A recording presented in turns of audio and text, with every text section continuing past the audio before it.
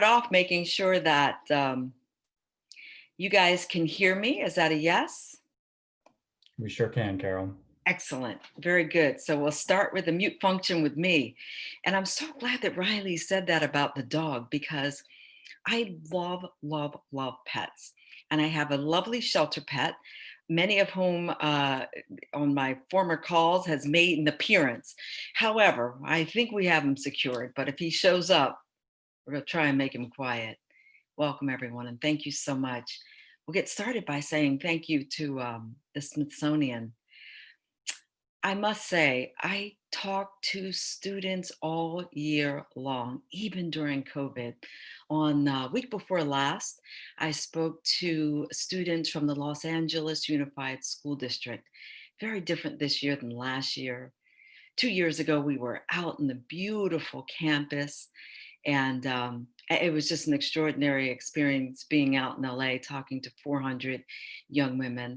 And this time we were on Zoom with dogs and pets and cats and, oh my goodness, Zoom.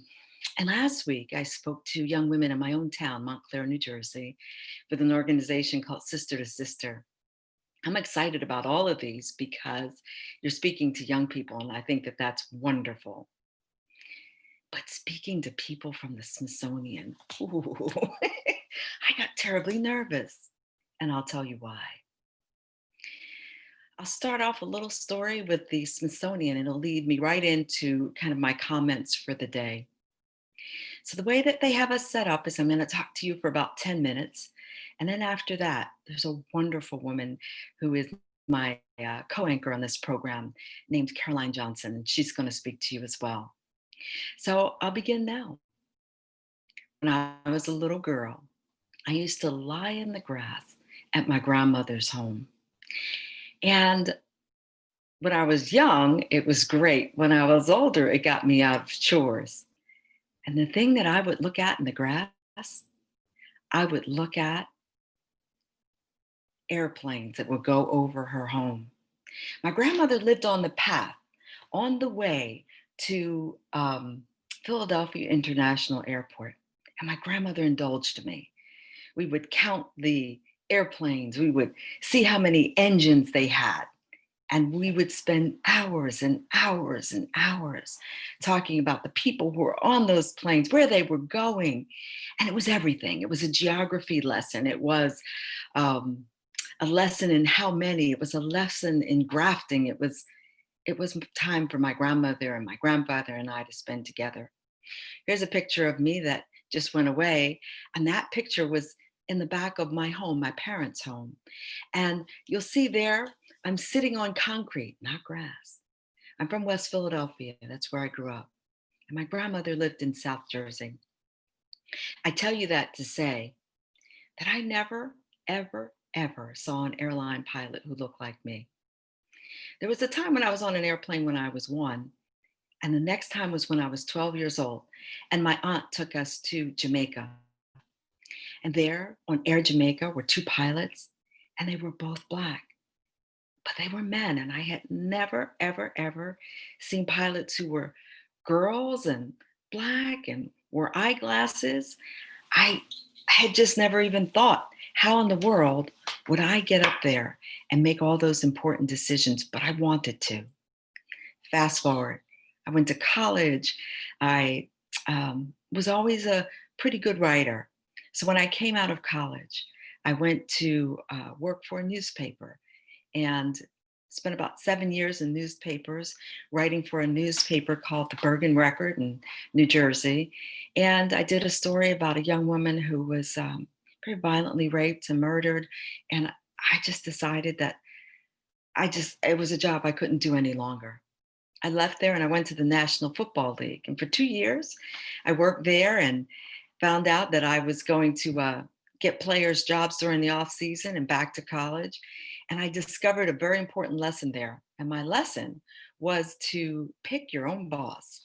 That when you did that, you had the best chance of success. So I did that for myself.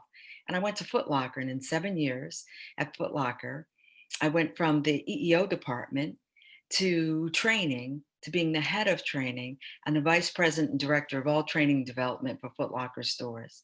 It's 145,000 people. Geez, at the time, there were a little bit more than 4,000 stores, and I had an office in New York, Chicago, Los Angeles. I went to Mexico frequently, Canada, and Amsterdam as well. I loved my job. I loved my boss. I loved the people I hired. I had an amazing, amazing life, but I was always on an airplane. So fast forward.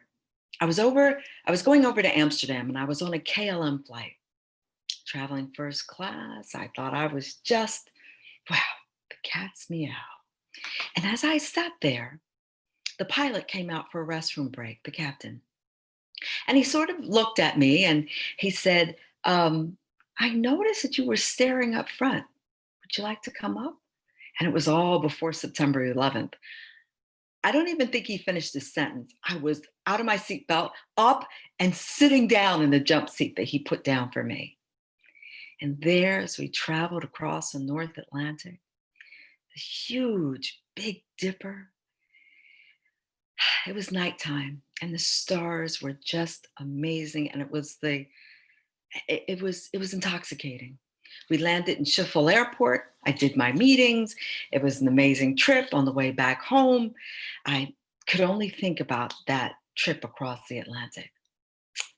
2 or 3 weeks later, I met a man who would become my husband. And as we had dinner, he said to me this: "Tell me your heart's desire." And I said, "Wow, now, that's a really good come on line. If you mean it, I'll tell you.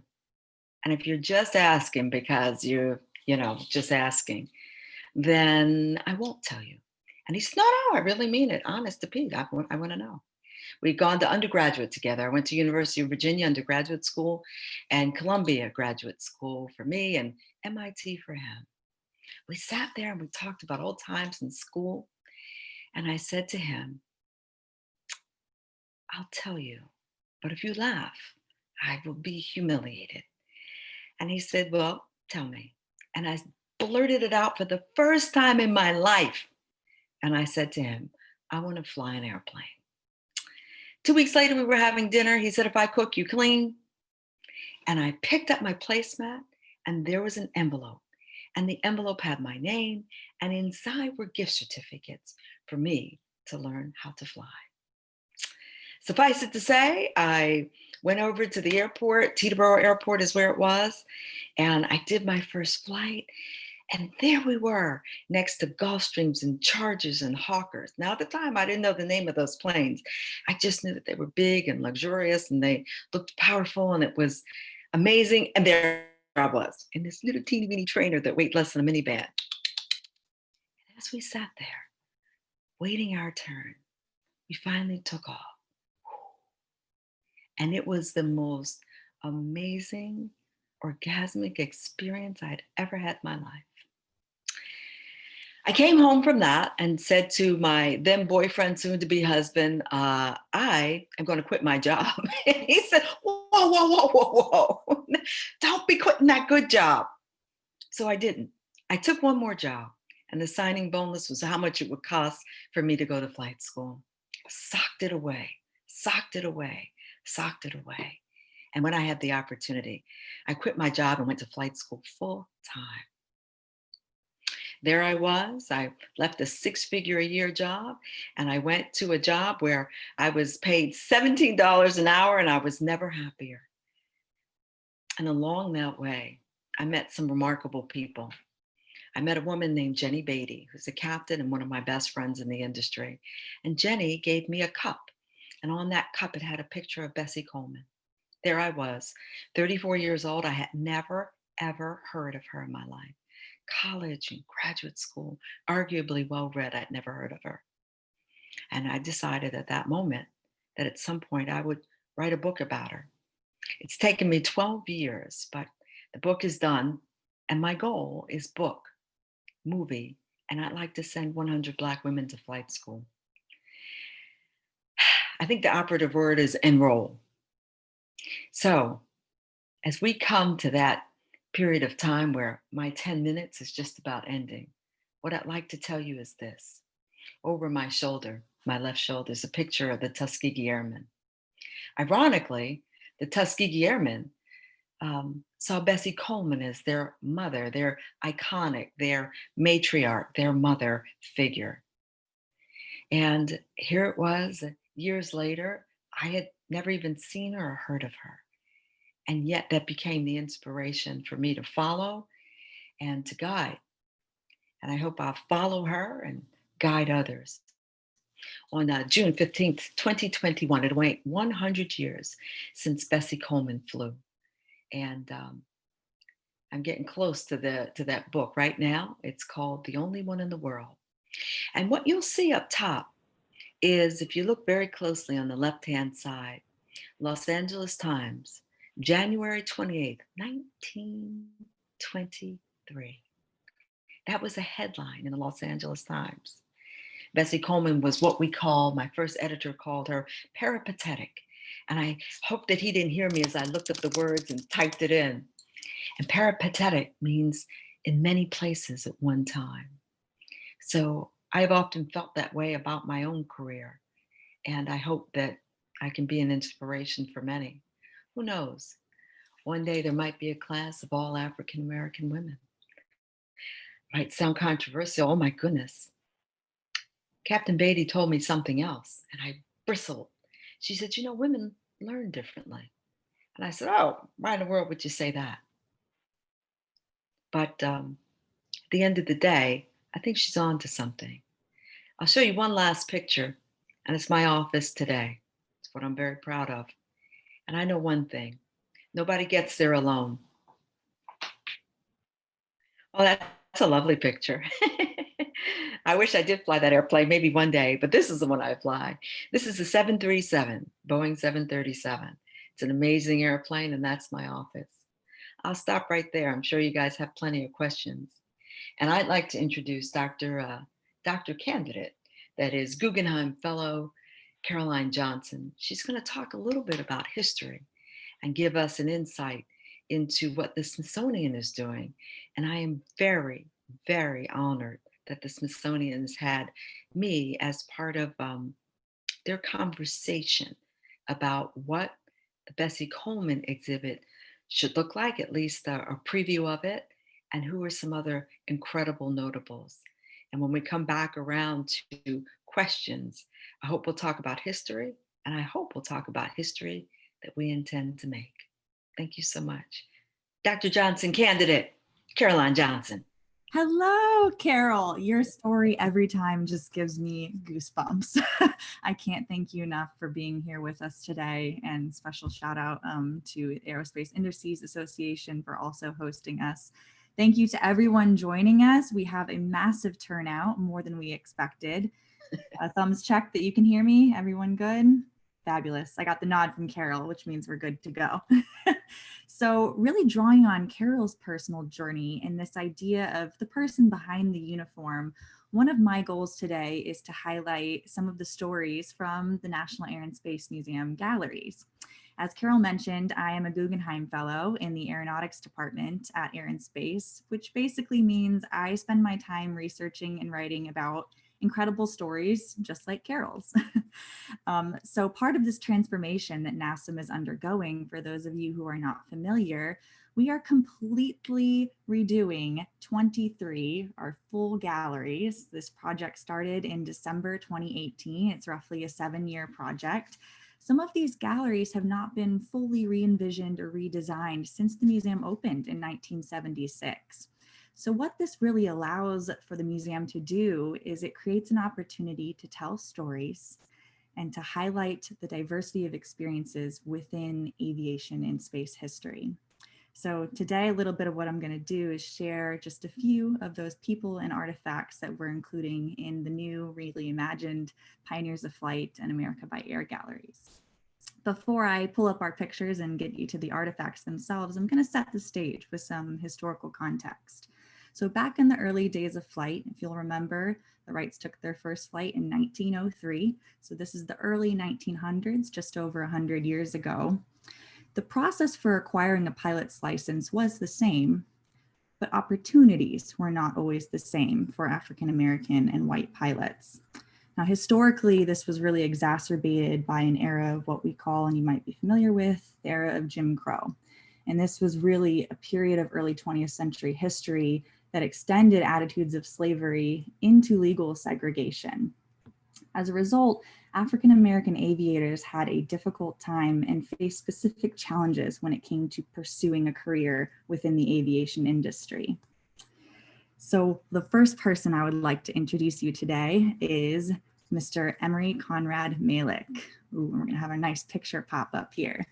So Emery Malick is actually the first licensed African-American aviator in the United States, and he earned his international pilot's license, same as Bessie Coleman's license actually, which Carole and I will get to in a little bit here, in March of 1912. And he did this while attending the Curtis School of Aviation in San Diego, California. Mr. Malick was also the first African-American pilot to earn his federal airline transport license. His name is largely, however, unknown. Now, why is this? Well, quite literally, his story was sitting in an attic. One of our other fellows, Mary Gross at the National Air and Space Museum, found these images and his papers and his pilot's license in her family's attic.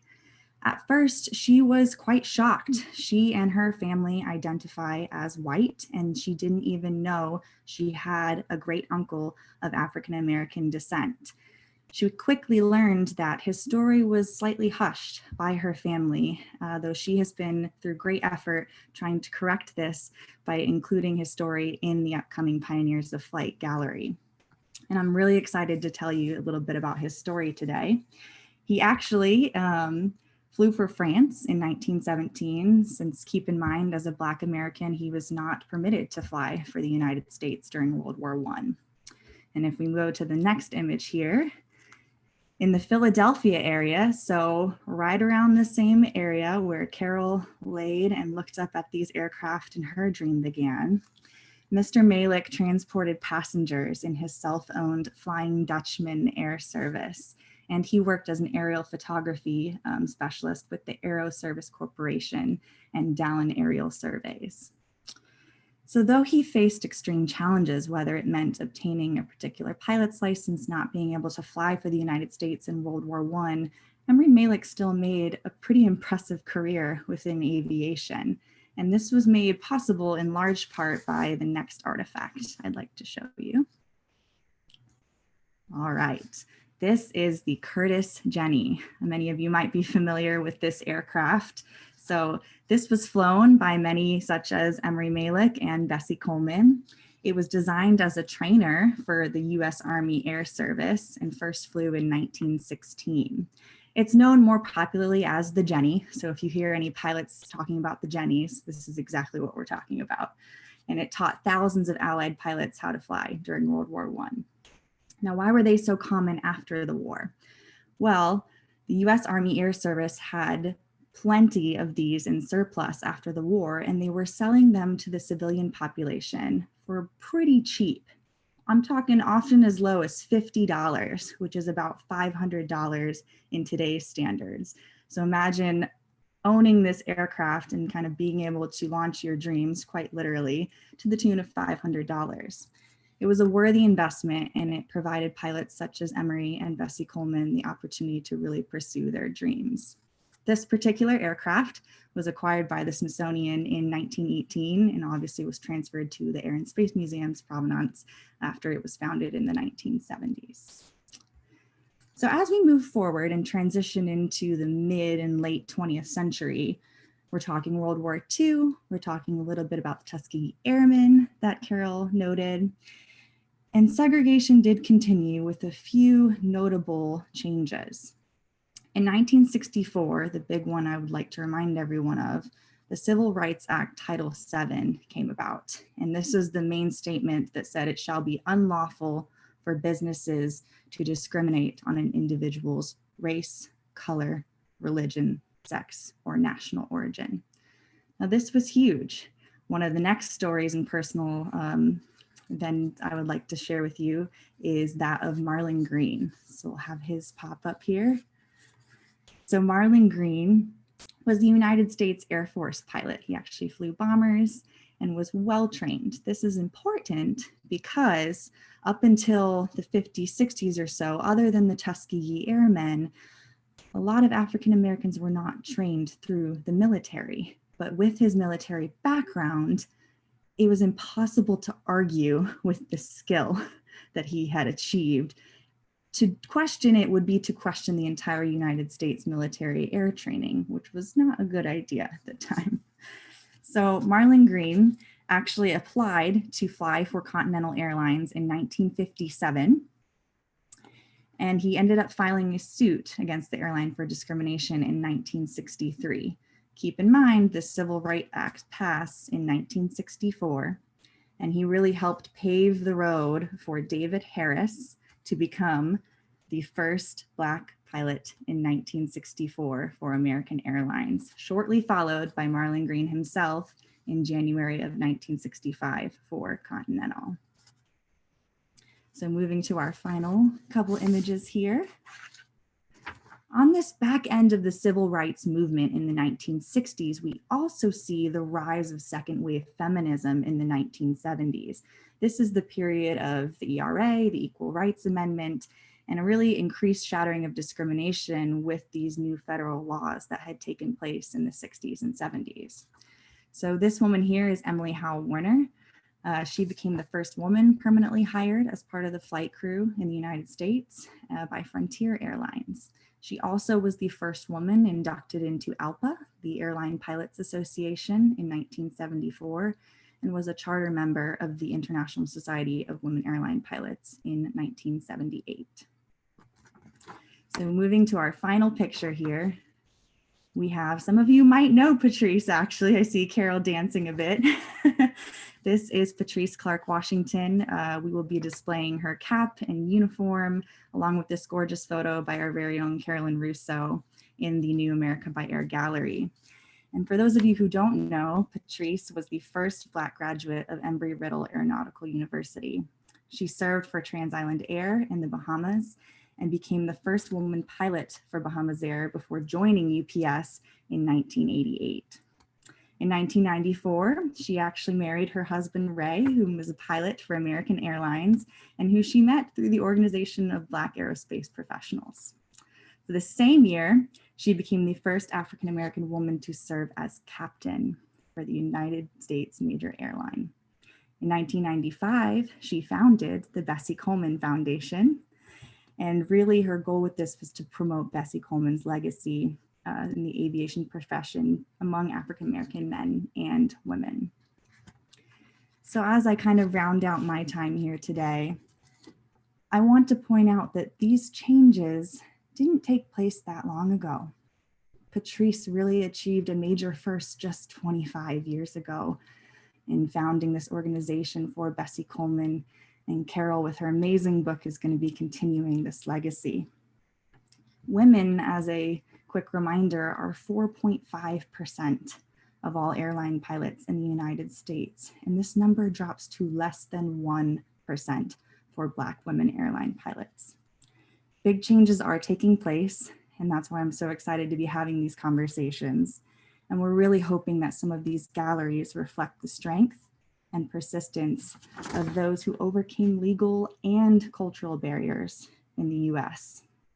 So the future of the aerospace industry, as we're going to talk more about in our Q&A session, I'm sure, is really shaped by vision. And vision is shaped by personal experience. And that's why these stories, and Carole, bringing you back in, your story and your telling of Bessie Coleman's story matters so much. So as I dip into that, Carole, you've got to tell me a little bit more about this book. What really sparked it? What have you learned? And what is it about Bessie Coleman that made you want to tell her story? Well, thank you for that, Caroline, because I could talk about this all day. So I really do have to discipline myself on the time. But I'll share this with you, and thank you for that. So my goals are book, movie, and I want to enroll 100 Black women in flight school. What does that mean? So you gave me the great intro for the numbers. somewhere floating around are the real numbers, but let's use this, as I like to say, as cookbook math. So there are about 150,000 pilots in the US who work for cargo or military or people or transport. And of that 150,000, you use the number 4.56, and I think your number is probably accurate. There's a big number floating out there, and we say 7%, but I think yours is more accurate. But let's just be generous. Let's say it is 7%. Of the 150,000, 2 to 3%, let's be generous. Let's say it's 3% are African American. And of that number, the number of Black women who fly for a living is somewhere around 150. So SOS, Sisters of the Skies, that's a number that they use. They are an organization that grew out of OBAP, Organization of Black Aerospace Professionals. And they use that number, whether it's 100 or 150. I am a statistical insignificance, although I am not. And those of you who know me will say I'm not insignificant. But statistically speaking, I am. So that's 1/10 of 1%, which is an outrage, 100 years after she flew. But I'm going to go right to your question. So after I went to flight school and I left my job and went to flight school and tore through the program. In about 8 months, I went from one flight hour, which was, learning and saying, oh my goodness, this is what I want to do, going back to work, squirreling away money, coming back to flight school. And I started on September 22nd. And by the last day in June, I was a CFI. So within 8 months, I finished my private, my instrument, my commercial, my CFI, my multi-engine add-on, my multi-engine instructor. I don't even remember. It was a whirlwind. And the last weekend, right before July 4th, I got my very first flight instructor job. And oh my gosh, I was bouncing around. I was, I was doing another job on an airplane that I was praying to God that I would get a job in, and it was a Gulfstream. And I was just so enthusiastic. And June ended, July, August, September 11th. And the whole world changed. Not just for me, the whole world changed. I decided at that point that some of the work that I really wanted to do and take off the shelf, I had to do, including this. My husband, at this point, we had gone from boyfriend and girlfriend to when he gave me those flight certificates, he became husband. He was definitely a keeper, as they say in New York. And so what happened was, it was a time that he said to me, the sky is falling, the world is ending, we should have children. And we did. With my very first baby, I gained 140 pounds. I weighed just under 300 pounds. And I had my baby, and he was amazing and healthy and wonderful.